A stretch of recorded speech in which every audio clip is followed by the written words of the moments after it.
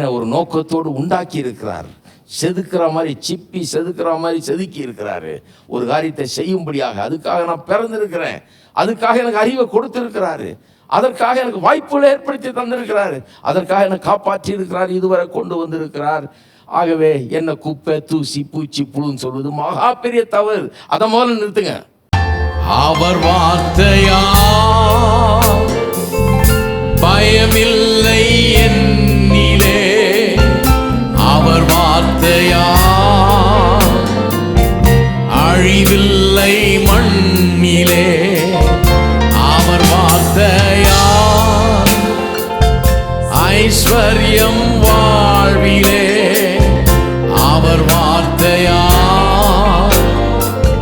சுகமென்றும் பூவிலே, அவர் வார்த்தையா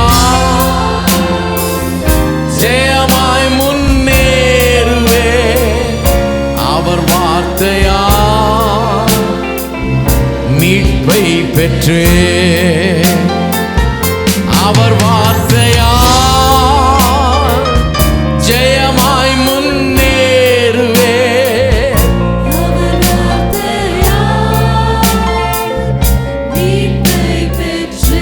இன்னொரு முறை பாடுவோம்.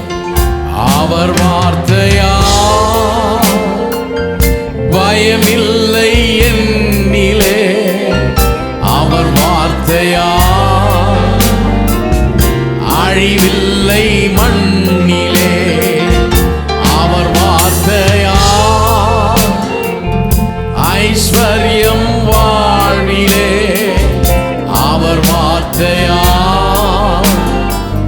சுகமென்றும் பூவிலே, அவர் வார்த்தையா ஜெயமாய் முன்னேறுவே, அவர் வார்த்தையா மீட்பை பெற்றே, அவர் வார்த்தையா ஜெயமாய் முன்னேறுவே, அவர் வார்த்தையா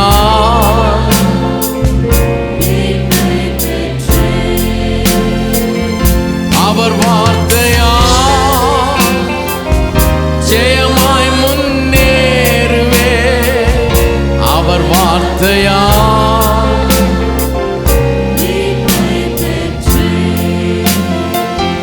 அவர் வார்த்தையா ஜெயமாய் முன்னேறுவே, அவர் வார்த்தையா மீட்பை பெற்றே.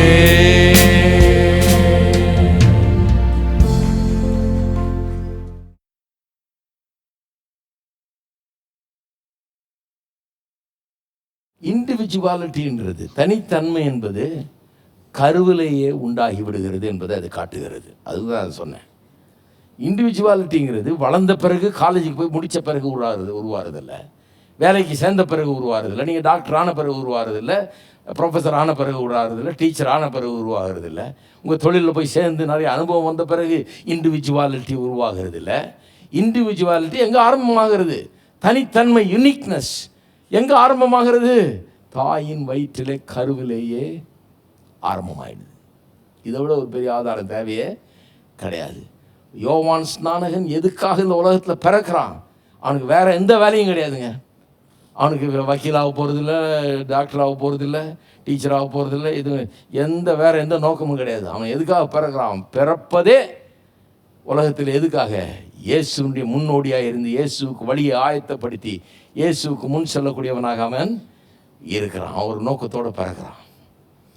அந்த நோக்கம் அப்போவே அவன் மேலே இம்ப்ரிண்ட் ஆகிடுச்சு. எப்போ? தாயின் கருவில் இருக்கும்போதே. அதனால தான் இயேசுவின் தாயார் வந்த உடனே அந்த வயிற்றில் இருக்கிற பிள்ளை துள்ளிற்று. அப்போ நான் சொல்கிறேன், உங்களுடைய நோக்கம், உங்களுடைய தனித்தன்மை, உங்களுடைய தனித்தன்மை, நீங்கள் எதுக்காக இந்த உலகத்தில் பிறக்கிறீங்கன்ற அந்த தனித்தன்மை, என்ன செய்ய வேணுங்கிற அந்த தனித்தன்மை எங்கே செட் ஆகுது, எங்கே அது பதிவாகுதுன்னு சொன்னால் தாயின் கருவிலேயே பதிவாகி விடுகிறது. இருக்கிறீங்களா? அப்போ கர்த்தர் தாயின் கருவிலேயே உங்களை வனைந்து உருவாக்கி அந்த கருவுக்குள்ளே அவர் வந்து ஒரு சிற்பி செதுக்கிறது மேலே உங்களை செதுக்கி ஒரு உருவத்தை, ஒரு ஷேப்பை உங்களுக்கு தர்றாரு, ஒரு ஃபார்மை உங்களுக்கு தர்றாரு. உங்களுடைய தனித்தன்மையை கருவில் இருக்கும் போதே கர்த்தர் உருவாக்கி விட்டார். விசித்திர வினோதமாய் உண்டாக்குனார்ன்றார். அதில் இதெல்லாம் அடங்கி இருக்குது. தனித்தன்மையை உள்ளே இருக்கும்போதே உண்டாக்கிட்டார். 4வது, நீங்கள் பிறக்க முன்னாடியே கர்த்தர் உங்களுடைய உண்மையான வேல்யூவை தேவன் புரிந்து வைத்திருக்கிறார். வேல்யூனா உங்களுடைய விலை மதிப்பு. உங்களுடைய விலை மதிப்பு என்ன, நீங்கள் உங்களுடைய வேல்யூ என்ன என்பதை எப்போ நிர்ணயிக்கப்படுகிறது? வேல்யூ எப்போ நிர்ணயிக்கப்படுகிறது? தாயின் கருவிலேயே. மதர் தெரசா உங்களுக்கு எல்லாருக்கும் தெரியும். கல்கட்டாவில் அற்புதமான ஒரு நல்ல ஊழியத்தை செய்தவர்கள். ஏழை எளிய மக்கள் மத்தியில் அவளை காப்பாற்றி சோறை கொடுத்து, படிப்பு கொடுத்து, எல்லாம் கொடுத்து ஏராளமான நல்ல வேலைகளை செய்தவர்கள். அவர் 1994 அமெரிக்கா போயிருந்தப்ப அங்கே வாஷிங்டன் டிசியில் வருஷத்துக்கு ஒருக்க நேஷ்னல் ப்ரேயர் பிரேக்ஃபாஸ்ட்னு சொல்லி ஒரு ஈவெண்ட் ஒன்று வைக்கிறாங்க. அதில் வந்து வெறும் இந்த செனட்டர்ஸ், காங்கிரஸ்மென், மந்திரிகள், அமெரிக்க மந்திரிகள் மற்றும் பிரசிடென்ட்டு, வைஸ் பிரசிடென்ட் எல்லாம் கலந்து கொள்வார்கள். அதில் இது பொது கூட்டம் இல்லை. ப்ரேயர் பிரேக்ஃபாஸ்ட்ன்றது வாஷிங்டனில் அங்கே அரசாங்கம் சம்மந்தப்பட்ட இந்த எலெக்டட் அஃபிஷியல்ஸ் எல்லாம் ஜாயின் பண்ணி செய்கிற ஒரு காரியம். அதில் பிரபல பிரசங்கர் யாரையாவது ஒருத்தரை கூப்பிட்டு பிரசங்கம் பண்ண வைப்பாங்க. ஒரு வருஷமும் மதர் தெரசாவை கூப்பிட்டுருந்தாங்க 94. அந்த அம்மா போய் அங்கே பேசும்போது அந்த அம்மா ஒரு இஷ்யூவை ரைஸ் பண்ணாங்க. ஏன்னா 1973 அபார்ஷன் லீகலைஸ் பண்ணாங்க அமெரிக்காவில். லீகலைஸ் பண்ண உடனே அது கொஞ்சம் ஒரு மாதிரி, அது சில நேரத்தில் இந்த மெடிக்கல் ரீசன்ஸுக்காக பண்ண வேண்டிய அவசியம் ஏற்படுகிறது. அதெல்லாம் உண்மைதான். ஆனால் சிலர் என்ன பண்ணிட்டாங்க, இந்த லீகலைஸ் பண்ணாங்கன்றதுனால அவங்க வசதிக்கு ஒரு பிள்ளை வேணான்னு சொன்னால் உடனே போய் அந்த பிள்ளையை கலைச்சிடுறது, இந்த மாதிரி பண்ணி அது பரவலாக ப்ராக்டிஸ் பண்ண ஆரம்பிக்கப்பட்டு விட்டது அமெரிக்காவில். எந்த அளவுக்குன்னா ஜனங்க நிறைய பேர் வருத்தப்படுற அளவுக்கு, என்ன இப்படி பண்ணுறாங்களே, ஒரு அலட்சியமாக போகிறது, கற்பம் தரிச்சிக்கிறது, அப்புறம் வந்து வேணான்னா டபார்னு போய் கலைச்சி விட்டுறது, இப்படின்னு ஒரு லேசாக அதை நினச்சி பண்ணிக்கிட்டு இருந்தாங்க. அந்த காலகட்டத்தில் மதர் தெரசா வந்து இதை பற்றி பேச ஆரம்பித்தாங்க. அவங்க என்ன சொன்னாங்க, abortion is war against the child. ஒரு சிறு பிள்ளைக்கு விரோதமாக செய்யப்படும் யுத்தம் கருக்கலைப்பு என்கிறது. Direct killing of the innocent child. ஒரு ஒன்றுமறியாத ஒரு பிள்ளையை அழிப்பது, அது கொல்லுவது. Murder by the mother itself. ஒரு தாயை தன்னுடைய பிள்ளையை கொல்லுவது தான் அபார்ஷன். மதர் தெரசாவுடைய வார்த்தைகள். If we accept that a mother can kill her own child, how can we tell other people not to kill one another? ஒரு தாய் தன்னுடைய பிள்ளையை கொல்லலாம் என்று நாம் சட்டம் போட்டதை அனுமதித்தால் எப்படி மற்றவர்கள் கொல்லக்கூடாது என்று சட்டம் போட முடியும்? நாம் மற்றவர்கள் யாரையும் கொல்லக்கூடாது என்று எப்படி நாம் சொல்ல முடியும் அப்படின்னு சொல்லிட்டு இது லாங் ஸ்பீச் பாருங்கள். ஒரு சில பகுதி தான் வாசிக்கிறேன்.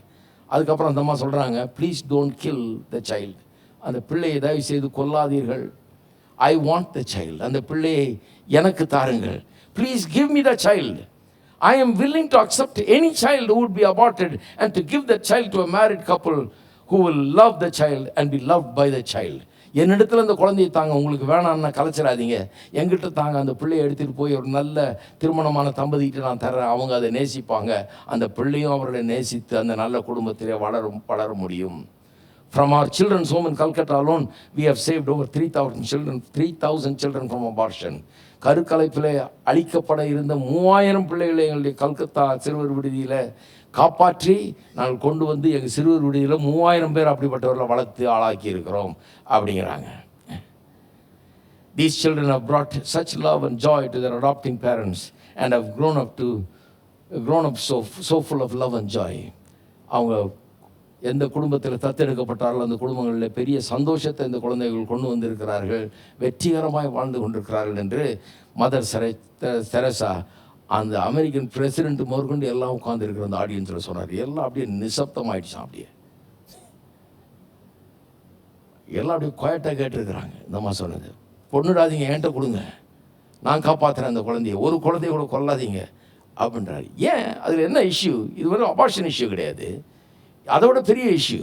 பாருங்க, அபார்ஷன் இஷ்யூன்னு பேச போனால் நிறைய பேசலாம், அபார்ஷன் கிடையாது.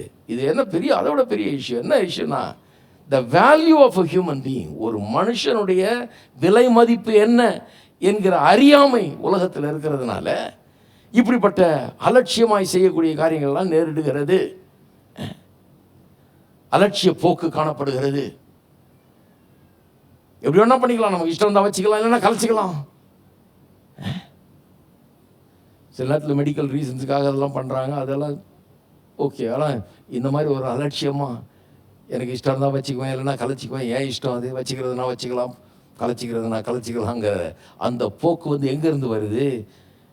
நமக்குரிய அந்த வேல்யூவை, நம்முடைய விலை மதிப்பை நாமே புரிந்து கொள்ளாதவர்களாக இருக்கிறோம். ஒரு ஜீவனுடைய விலை மதிப்பை நாமே புரிந்து கொள்ளாதவர்களாக இருக்கிறோம். கொலோசியர் 1:16 திருப்புங்க. அங்கே ஒரு அற்புதமான ஒரு வசனம் இருக்குது. அங்கே ஒரு பெரிய உண்மை அங்கே சொல்லப்படுகிறது, கவனிங்க. கொலோசியர் 1:16. ஏனென்றால் அவருக்குள் சகலமும் சிருஷ்டிக்கப்பட்டது, பரலோகத்தில் உள்ளவர்களும் பூலோகத்தில் உள்ளவர்களுமாகிய காணப்படுகிறவர்களும் காணப்படாதவர்களுமான சகல வஸ்துக்களும், சிங்காசனங்களானாலும் கர்த்தத்துவங்களானாலும் துரைத்தலங்களானாலும் அதிகாரங்களானாலும் சகலமும், இப்போ கவனிங்க, அவரை கொண்டும் அவருக்கென்றும் சிருஷ்டிக்கப்பட்டிருக்கிறது. அதாவது அவராலேயும் அவருக்காகவும் சிருஷ்டிக்கப்பட்டிருக்கிறது என்ற அர்த்தத்தில் சொல்லிடுது. எல்லாமே அவராலேயும் அவருக்காகவும் சிருஷ்டிக்கப்பட்டிருக்கிறது. எல்லாத்தையும் சிருஷ்டித்தார் ஆண்டவர். எல்லாத்துக்குமே ஒரு வேல்யூ இருக்குது. ஆதியாகமம் 1ஆம் அதிகாரத்தில் மறுபடியும் வார்த்தை என்ன ஒன்று வருது, அது நல்லது என்று கண்டார். சிருஷ்டித்த எல்லாத்த பற்றி என்ன சொல்றாரு, அது நல்லது என்று கண்டார். எல்லாத்தையும் சிருஷ்டி முடிச்சுட்டு 1ஆம் அதிகாரத்தில் 31ஆம் வசனத்தில் சொல்றாரு, அது மிகவும் நல்லது என்று கண்டார். ஒட்டுமொத்தமாக எல்லாத்தையும் சேர்த்து சொல்றாரு. இப்போ வெரி குட்னு. அப்போ கர்த்தர் வெரி குட்னு சொல்றது என்ன அர்த்தம்? ரொம்ப வேல்யூபிள், இதெல்லாம் எனக்கு ரொம்ப விலையேற பெற்றது, நான் உண்டாக்குனேன், எல்லாம் அவராலே அவருக்காக உண்டாக்கப்பட்டது. அப்போ வேல்யூ எங்கேருந்து வருதுங்க? ஏன் மனுஷனை எப்படி விலை மதிப்பிடுறோம்? எல்லாத்தையும் உண்டாக்குனார் கர்த்தர், எல்லாத்துக்கும் ஒரு வேல்யூ உண்டு, ரொம்ப அதிகமான வேல்யூ உண்டு. ஏன்னா கர்த்தர் உண்டாக்குனாரு. யாருக்காக உண்டாக்குனார்? அவருக்காக உண்டாக்குனாரு. அவர் ஒன்றும் சீப்பான ஆசாமி கிடையாது, சீப்பாக எதையும் உண்டாக்குறது இல்லை. அவர் ஒன்றும் சீப்பானவர் கிடையாது, சீப்பானதை வாங்கி பயன்படுத்துகிறது. அவர் செருப்பு கடைக்கு போனால் இருக்கிறதுலே சீப்பாக கொடுப்பான்னு கேட்க மாட்டார். அவர் ஏன் கேட்கணும்? அவர் நல்லா வசதியானவர். அவர் போதும், இது போதும், எனக்கு காலுக்கு போடுறதுக்கு இது போதாடா அப்படின்னு கேட்கறது இல்லை. அவர் அப்படிப்பட்டவர் இல்லை. அவர் உண்டாக்குனார்னா அது மதிப்புள்ளது, விலை மதிப்புள்ளது. அவர் தனக்குன்னு உண்டாக்குனார்னா ரொம்ப விலை மதிப்புள்ளது. சரி, எல்லாத்தையும் உண்டாக்குனாரு. அதுல ரொம்ப விசேஷமான சிருஷ்டிப்பு, அதுலேயே சிருஷ்டிப்பின் மகுடம் என்று சொல்ல போனால் யாரு? மனுஷன்தான். அப்ப எல்லாத்துக்கும் மதிப்பு உண்டு. ஏன்னா அவருக்காக அவராலே உண்டாக்கப்பட்டது எல்லாம். மனுஷனுக்கு எல்லாத்துக்காட்டிலும் ரொம்ப மதிப்பு உண்டு. ஏன்னா மனுஷனும் அவராலே அவருக்காக உண்டாக்கப்பட்டவன். மனுஷன் கடவுளுக்காக உண்டாக்கப்பட்டவன், விலை மதிப்பற்றவன் அவன். அப்படி விலை மதிப்பை லேச சொல்ல முடியாது. இந்த விலை மதிப்பை மட்டும் புரிஞ்சுக்கிட்டா இந்த மாதிரி காரியங்கள்லாம் நடக்கவே நடக்காது. மதர் தெரசா ஏன் அந்த மாதிரி ஒரு ஸ்டாண்ட் எடுக்கிறாங்க? கொல்லவே கொல்லாத, என்கிட்ட கொடு, நான் எந்த முயற்சியாவது எடுத்து யாரையாவது ஒரு பெற்றோர்கிட்ட கொடுத்து நல்லா அந்த ஆளாகிறது நான் பார்க்குறேன் அப்படின்றாங்க. ஏன் அந்த அம்மா அவ்வளோ தீவிரமாக அதை செய்கிறாங்க? ஏன் அந்த அம்மாக்குள்ளே அப்படிப்பட்ட ஒரு எண்ணம் இருக்குதுன்னா, அந்த அம்மாக்குள்ளே ஒன்று இருக்குது. என்ன? கடவுள் தனக்காக இந்த குழந்தை கடவுளால் உண்டாக்கப்பட்ட குழந்தை, கடவுளுக்காக பிறக்கிற குழந்தை. ஹலோ, இருக்கீங்களா? கடவுளால் உண்டாக்கப்பட்டு கடவுளுக்காக பிறக்கிற குழந்தை. ஆகவே நான் அந்த குழந்தைய காப்பாற்றுவேன், வீணா கெட்டு போக நான் விடமாட்டேன். அதுதான் பாருங்கள், அவங்க சோஷியல் ஒர்க்குக்கெல்லாம் காரணம். அவங்க சோஷியல் ஒர்க்குக்கெல்லாம் என்ன காரணம்? வேறு எதுவும் அல்டீரியர் மோட்டிவ் எதுவுமே கிடையாது. அவங்களுடைய சோஷியல் ஒர்க்குக்கு வேறு தவறான நோக்கங்கள் எதுவுமே கிடையாது. அவங்க சோஷியல் ஒர்க்குக்கு என்ன நோக்கம்? கடவுளுடைய சாயலில் மனுஷன் சிருஷ்டிக்கப்பட்டிருக்கிறான், கடவுள் மதிக்கிறார் அவனை, விலை மதிப்பற்றவன். இன்றைக்கி பிச்சைக்காரனாக இருக்கிறான், இன்றைக்கி துணி இல்லாதவனாக இருக்கிறான், போடுறதுக்கு நிர்வாணத்தை மூடுறதுக்கு வஸ்திரம் கூட இல்லாத ஏழ்மைத்தனத்தில் இருக்கிறான், சாப்பாடு வயிற்று நிரப்பத்துக்கு சோறு கூட இல்லாமல் இருக்கிறான், கஷ்டப்படுறான், படிக்க முடியாதவனாக இருக்கிறான், தூங்க இடம் இல்லை அவனுக்கு, படுக்க ஒரு பாய் இல்லாதவனாக இருக்கிறான். நான் அதை கொடுக்குறேன் அப்படின்றது எதனால? மனுஷன் விலை மதிப்பு மிக்கவன். ஹலோ, நீங்கள் ஒரு ஆளுக்கு ஒரு 50 ரூபா கொடுத்து போய் சாப்பிடு அப்படின்னு சொல்கிறீங்க, பசியாக இருக்கவனுக்கு ஏன் கொடுக்குறீங்க? அவன் பசியாக இருக்கக்கூடாதுங்க. கடவுள் மாதிரி உண்டாக்கப்பட்டவன், கடவுளுடைய சாயலில் உண்டாக்கப்பட்டவன். அவன் எப்படி வயிற்று பசியில் அலைஞ்சு கொண்டிருக்கலாம்? ஒரு பிள்ளை சட்டை இல்லாமல் இருக்கு, ஒரு சட்டையை வாங்கி கொடுக்குறீங்க. ஏன் வாங்கி கொடுக்குறீங்க? கடவுளுடைய சாயலில் உண்டாக்கப்பட்ட குழந்தை, பெரிய நோக்கத்தை கடவுள் வச்சிருக்கிறாரு. அந்த குழந்தைக்கு நம்ம ஒரு சட்டையை இன்றைக்கி வாங்கி கொடுத்தா யாராவது படிக்கிறதுக்கு ஏதாவது கொடுப்பாங்க, ஏதாவது ஒரு வாய்ப்பு அந்த குழந்தைக்கு உண்டாகும். நாளைக்கு ஒரு நாள் பார்த்திங்கன்னா அந்த குழந்தை என்னவா இருக்கும்னு அப்படி உருவாயிடும். கடவுளுடைய நோக்கம் உருவாயிடும். இதெல்லாம் அங்கீகரிக்கிறதுனால தான் சோஷியல் ஒர்க்கெலாம் நடக்குது பாருங்கள். அதுதான் அடிப்படை. சரி, பவுல் அப்போஸ்தலனே சொல்கிறார், தாயின் வயிற்றிலிருந்து கர்த்தர் என்னை பிரித்தெடுத்திருந்தார். கலாத்தியர் 1 15-16 வசனத்தில் பார்த்தாங்கன்னா சொல்கிறார், தாயின் வயிற்றிலிருந்து என்னை கர்த்தர் பிரித்தெடுத்திருந்தார், இந்த ஊழியத்துக்கு என்னென்ன அழைத்தார் என்கிறார். இந்த வேல்யூங்கிறது ரொம்ப முக்கியமான ஒரு காரியம். வேல்யூ, மனுஷனுடைய வேல்யூ. உங்களுடைய வேல்யூ தெரியுமா? கர்த்தர் உங்கள் மேலே எவ்வளோ அன்பு வச்சிருக்கிறாருன்றதை புரிஞ்சுக்கிட்டாலே உங்களை மதிக்க ஆரம்பிச்சிருவீங்க. நீங்கள் அவ்வளோ பெரிய ஆளுன்ற நம்பிக்கை உங்களுக்கே வரும். நிறைய பேர் பாருங்கள், தங்களுடைய வேல்யூவே பெரியல. நிறைய கிறிஸ்தவர்கள் ரொம்ப மோசம் இந்த விஷயத்தில். நான் குப்பை, நான் தூசி, நான் பூச்சி, நான் புழு, நான் ஒன்றும் இல்லை, நான் ஒன்றும் கிடையாதுங்க, நான் கால் தூசிக்கு சமானம், இப்படி சொல்லிக்கிட்டே இருங்க, ஒன்றும் இல்லாமல் ஆகிடுவோம். அப்புறம் நல்லதே இல்லை அது. கிறிஸ்தவர்கள் ரொம்ப மோசம் இந்த விஷயத்தில். கிறிஸ்தவர்கள் மாறணும் பாருங்கள். நான் அப்படி சொல்லவே மாட்டேன். ஏன்னா கடவுள் என்னுடைய தாயின் கர்ப்பத்திலிருந்தே என்னை அறிந்திருக்கிறார். என்னுடைய அவயவங்கள் ஒன்றொன்றையும் பார்த்திருக்கிறார். என்னை ஒரு நோக்கத்தோடு உண்டாக்கி இருக்கிறார். செதுக்கிற மாதிரி சிப்பி செதுக்கிற மாதிரி செதுக்கி இருக்கிறாரு ஒரு காரியத்தை செய்யும்படியாக. அதுக்காக நான் பிறந்திருக்கிறேன். அதுக்காக எனக்கு அறிவை கொடுத்திருக்கிறாரு. அதற்காக எனக்கு வாய்ப்புகளை ஏற்படுத்தி தந்திருக்கிறாரு. அதற்காக என்னை காப்பாற்றி இருக்கிறார், இதுவரை கொண்டு வந்திருக்கிறார். ஆகவே என்ன குப்பை, தூசி, பூச்சி, புழுன்னு சொல்வது மகா பெரிய தவறு. அதை முதல்ல நிறுத்துங்க. வேல்யூ இருக்குது. எவ்வளோ வேல்யூ? அவரால் அவருக்காக உண்டாக்கப்பட்டவர்கள் நீங்கள். அவருடைய நோக்கத்துக்காக உங்கள் பிள்ளைகளை அப்படி பாருங்க, மற்ற ஜனங்களை அப்படி பாருங்க. அப்படி பார்த்தா யாரையும் காலால் எட்டி ஒதுக்க மாட்டோம். நம்ம யாரையும் துச்சமாக நினைக்க மாட்டோம், யாரையும் ஏளனமாக நடத்த மாட்டோம். கடவுளால் உண்டாக்கப்பட்டவர்கள் என்பதை எண்ணி பார்த்தா அப்படி நடக்கவே நடக்காது. 5வது, நீங்கள் பிறக்க முன்வாத கர்த்தர் உங்கள் நோக்கத்தை அறிந்திருக்கிறார். வேல்யூ மட்டும் இல்லை, நீங்கள் எந்த நோக்கத்துக்காக பிறந்தீர்கள் என்பதையும் அறிந்திருக்கிறார். எரேமியா 1:5,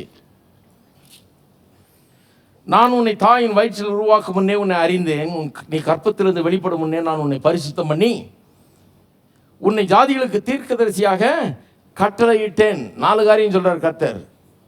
உன்னை உருவாக்கினேன், உருவாக்கின்ற வார்த்தை வருது பாருங்க. உருவாக்கினேன், அறிந்தேன், பரிசுத்தம் பண்ணினேன், தீர்க்கதரிசியாக இருக்கும்படி கட்டளையிட்டேன். எப்போ? எல்லாமே தாயின் கற்பத்தில் இருக்கும்போதே. கர்த்தர் சொல்ற, தாயின் கற்பத்தில் நீ இருக்கும்போதே உன்னை உருவாக்குனது நான், அறிந்தது நான், பரிசுத்தப்படுத்துறது, அதாவது செப்பரேட் பண்ணுறது, உன் ஊழியத்துக்கு தெரிந்து கொள்வது, அதான் பரிசுத்தம் பண்ணுறதுன்னு அர்த்தம். தெரிந்தெடுத்தது நான். தீர்க்கதரிசியாக இருக்கும்போது அப்போவே நான் கட்டளை கொடுத்து விட்டேன். நீ தீர்க்கதரிசியாக இருக்க வேண்டும் என்ற கட்டளையை கொடுத்து விட்டேன் என்கிறார். சரி, எரேமியா சொல்கிறான், ஐயோ ஆண்டவரே உமக்கு தெரியாத ஒரு நியூஸ். அடுத்த வசனம் பாருங்க. அப்பொழுது நான் கர்த்தாவே ஆண்டவர், கர்த்தராகிய ஆண்டவரே, இதோ நான் பேச அறியேன், சிறு பிள்ளையாக இருக்கிறேன் என்றேன். அவன் உடனே பாருங்க, அவன் சொல்கிறான், தனக்கு இருக்கிற பிரச்சனைலாம் சொல்கிறான். வாய் சரியாக வராது ஆண்டவரே, தெரியாதா உமக்கு?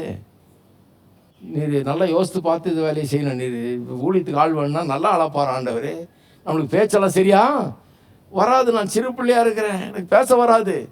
கர்த்தருக்கு தெரியாதா? என்னவோ தெரியாத மாதிரி ஒரு நியூஸ் சொல்கிறான். இப்போ கர்த்தர் சொல்கிறார் பாருங்க, ஆனாலும் கர்த்தர், நான் சிறு பிள்ளை என்று நீ சொல்லாதே, நான் உன்னை அனுப்புகிற எல்லாரிடத்திலும் நீ போய் நான் உனக்கு கட்டளையிடுகிறவெல்லாம் நீ பேசுவாயாக. நீ அவர்களுக்கு பயப்பட வேண்டாம், உன்னை காக்கும்படி நான் உன்னுடனே இருக்கிறேன் என்று கர்த்தர் சொல்லி, கர்த்தர் தமது கரத்தை நீட்டி என் வாயை தொட்டு, இதோ என் வார்த்தைகளை உன் வாயில வைக்கிறேன். இருக்கீங்களா? வார்த்தைகளை வாயில வைக்கிறேன். போனேன், யாருக்கும் பயப்படாத, போய் என்ன சொல்லு, நான் உன்னை காக்கும்படி நான் கூட இருக்கிறேன். ஏன்னா நான் உன்னை தாயின் கற்பத்திலேயே உருவாக்கி அறிந்து தெரிந்து கொண்டு கட்டளையிட்டிருக்கேன் தீர்க்கதரிசியாகன்னு. ஆகவே உன் கூடயே இருக்கிறேன். உன் வாயை வேணா சொட்டு அதில் வார்த்தையே வைக்கிறேன் நான், போய் சொல்லுங்கிறார். போய் சொல்லுங்கிறார். இந்த இடத்துல நான் ஆரம்பித்தப்ப எனக்கு ஞாபகம் இருக்குது. ஆரம்பித்த புதுசில் இங்கே ஒரு கொட்டகை போட்டு ஆரம்பித்தேன். அங்கே ரொம்ப ஒரு சாதாரணமாக நடத்திட்டு இருந்தேன் பாருங்கள். இங்கே ஒரு மிஷினரிஸ் ஒருத்தங்க இருந்தாங்க, ஒரு ஃபேமிலி இருந்தாங்க. அவங்க இங்கே வருவாங்க, கோயிலுக்கு வருவாங்க. அவங்களுக்கு இது ரொம்ப பிடிக்கும். அந்த குடிசையெல்லாம் நடத்தும் போதே வருவாங்க. அவங்க இங்கே தான் அவங்க வாழ்ந்துக்கிட்டு இருந்தாங்க. அவங்க திடீர்னு எனக்கு ஃபோன் பண்ணி சொன்னாங்க, ரால்ஃப் மஹோனின்னு ஒருத்தர் அமெரிக்காவிலேருந்து வந்திருக்கிறாரு, நான் கூப்பிட்டு வருவோம் அவரை உங்கள் சபையில் பிரசங்கம் பண்ணுறதுக்கு. இன்றைக்கி ஞாயிற்றுக்கிழமை காலையில் எனக்கு ஃபோன் பண்ணுறாங்க. நான் கோயிலுக்கு வரலான்னு கிளம்பிகிட்டு இருக்கேன். ஃபோன் பண்ணுறாங்க. எனக்கு ஆச்சரியமாகிடுச்சு. ரால்ஃப் மஹோனி எனக்கு தெரியும். நான் பர்சனலாக தெரியாது. நான் பைபிள் காலேஜில் படித்து முடிக்கிறப்ப கிராஜுவேஷன் சர்வீஸில் அவர் தான் பேசினார். அவர்கிட்டலாம் நாங்களாம் போக முடியாது. ராஜ்மா சாதாரண ஸ்டூடெண்ட்டு. அவர் பிரசங்கம் பண்ணார் அன்றைக்கி வந்து. அவர் எங்கள் காலேஜுடைய போர்டிலலாம் இருக்கிறவர் பெரிய ஆள். வேர்ல்டு மேப்னு ஒரு பெரிய வேர்ல்டு மிஷனரி அசிஸ்டன்ஸ் பிளான்னு ஒரு பெரிய இது வச்சுருந்தார் ஆர்கனைசேஷன். அதுக்கு தலைவர் அவர். பிரமாதமான பிரசங்கியார். ஆக்ட்ஸ்னு ஒரு மேகசின் போட்டிருந்தார். எல்லாம் தெரியும் எனக்கு. அவர் நம்ம கோயிலுக்கு கூப்பிட்டு வர்றாங்கன்றாங்க. அந்த அம்மா இங்கே குடிசை, அதில் ஒரு ஃபேன் கூட கிடையாது. இந்த குடிசையில் ஒன்றும் கிடையாது. அப்போ தான் குடிசை போட்டு நான் நடத்திட்டு இருக்கிறேன். கூப்பிட்டு வரட்டான்றாங்க அந்த அம்மா. சரி கூப்பிட்டு வாங்கன்ட்டேன். வந்தார் பாருங்கள், பிரமாதமாக பிரசங்கம் பண்ணார் அன்றைக்கி.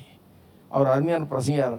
உலகம் முழுக்க போய் பெரிய பெரிய இதில் பிரசங்கம் பண்ணுறவர். யாருங்க வந்து இங்கே உட்காந்து பிரசங்கம் பண்ணிட்டுருக்காரு. அவர் நின்று பிரசங்கம் பண்ணிருக்கும்போது முடிவில் ஒரு தீர்க்க தரிசனம் சொன்னார்.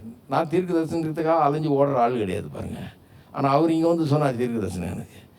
அங்கே பிரசங்கம் முடிஞ்சோடனே தீர்க்க தரிசனம் சொன்னார். அப்போ இந்த 10ஆம் வசனத்தை அப்படியே சொன்னார். பார், பிடுங்கவும் இடிக்கவும் அழிக்கவும் கவிழ்க்கவும் கட்டவும் நாட்டவும் உன்னை நான் இன்றைய தினம் ஜாதிகளின் மேலும் ராஜ்யங்களின் மேலும் ஏற்படுத்தினேன் என்று கர்த்தருன்னே சொன்னான்ற வார்த்தையை அப்படியே சொன்னார். எனக்கு என்னென்ன வளங்களை எதுக்கு இந்த வசனத்தை சொல்கிறாரு?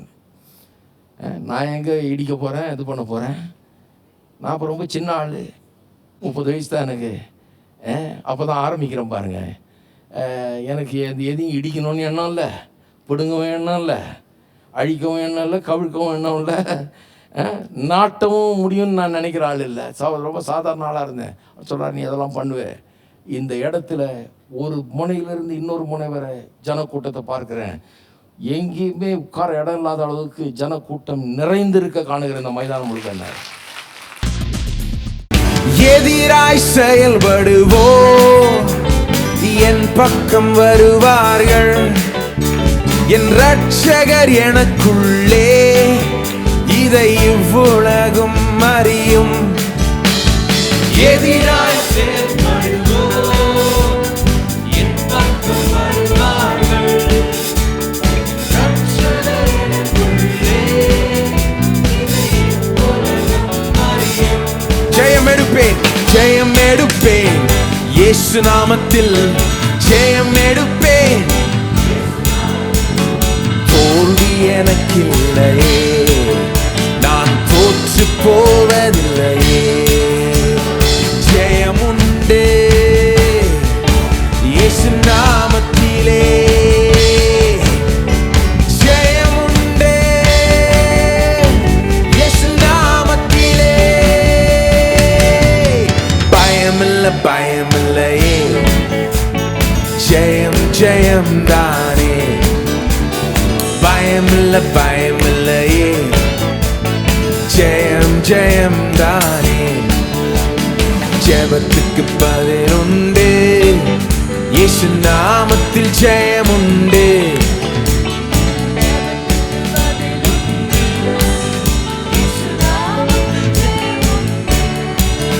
இயேசு நாமத்தில் ஜெயம் உண்டு, இயேசு நாமத்தில் ஜெயம் உண்டு. பயமில்லை பயமில்லை பயமில்லையே, ஜெயம் ஜெயம் தானே. பயமில்லை பயமில்லையே, ஜெயம் ஜெயம் தானே.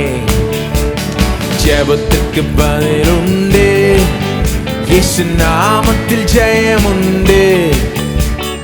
ஜெபத்துக்கு பதில் உண்டு, இயேசு நாமத்தில் ஜெயம் உண்டு. இயேசு நாமத்தில் ஜெயம் உண்டு, இயேசு நாமத்தில் ஜெயம் உண்டு. இயேசு நாமத்தில், இயேசு நாமத்தில் ஜெயம் உண்டு.